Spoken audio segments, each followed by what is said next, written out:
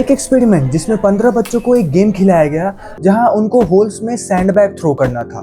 सबसे बड़े होल में थ्रो किया तो $1, मीडियम होल में थ्रो किया तो $2 और सबसे छोटे होल में थ्रो किया तो $3 का रिवॉर्ड मिलने वाला था। लेकिन उनसे कहा गया कि अपना स्कोर ऑनेस्टली बता देना। गेस कीजिए कितने बच्चों ने झूठ बोला होगा? 80%। अब सेम गेम, लेकिन इस बार उन बच्चों से एक ऑनर कोड पे साइन करवाया गया कि आप ऑनेस्टली अपना स्कोर बताएंगे। अब गेस कीजिए कितने बच्चों ने झूठ बोला होगा?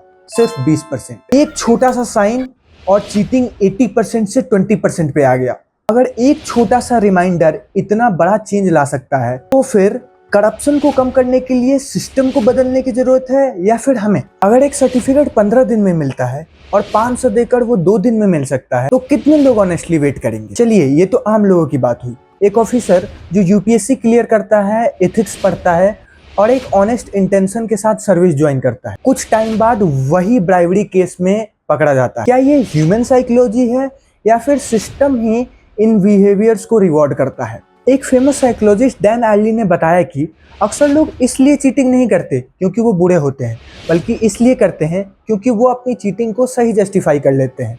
जैसे कि वो इंसान अपना टाइम बचाने के बहाने से ब्राइब दे देता है, वो ऑफिसर जिसको पता है कि किसको ही पता चलेगा इसलिए ब्राइब ले लेता है। जैसे कि एक एवरीडे एग्जांपल, हम एक दुकान में गए और दुकानदार ने हमें 100 रुपीज एक्स्ट्रा दे दिया। ज्यादातर लोग लौटा देंगे, लेकिन अगर उसी दुकानदार ने हमें 10 रुपए की चॉकलेट एक्स्ट्रा दे दी, ज्यादातर लोग नहीं लौटाएंगे ये कहते हुए कि 10 रुपए की ही तो है। मतलब दिक्कत ये नहीं है कि बुरे लोग डिसऑनेस्ट है, दिक्कत ये है कि अच्छे लोग उन छोटे छोटे करप्शन या डिसऑनेस्ट बिहेवियर को जस्टिफाई कर लेते हैं। तो अगर ज्यादातर इंसान पूरी तरह डिसऑनेस्ट नहीं होते तो फिर पूरा सिस्टम डिसऑनेस्ट कैसे बन जाता है? चलिए इसको भी एक एग्जांपल से समझते हैं। कुछ ट्रैफिक रूल बने, हर कोई उसको फॉलो करता है।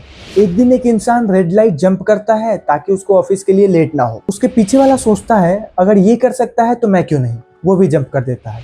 इस तरह हर कोई रेड लाइट जंप करने लगता है। हर किसी ने सामने वाले को कॉपी किया और एक स्मार्टर डिसीजन लिया। इकोनॉमिस्ट इसी को कहते हैं गेम थ्योरी। मतलब हमारे डिसीजंस डिपेंड करता है कि सामने वाला क्या करेगा, और इसीलिए पूरा सिस्टम डिसऑनेस्ट हो रहा है। ये सिर्फ ट्रैफिक में नहीं होता, ये हमारी रोज की जिंदगी में भी होता है। जैसे कि एक रेस्टोरेंट ऑनर आपको ऑफर करता है कि बिना जीएसटी के 1000 लगेगा और जीएसटी के साथ 1180 लगेगा, तो आप ऑब्वियसली 1000 चूज करेंगे, ये कहते हुए कि सब कोई बिना जीएसटी का बिल लेता है।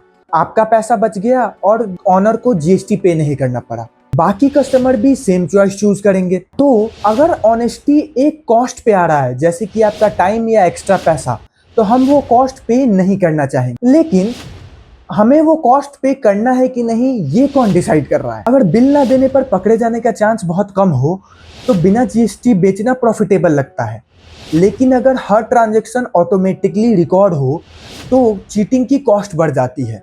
क्या बदला, दुकानदार या सिस्टम? सोचिए, दो अलग अलग सिचुएशंस।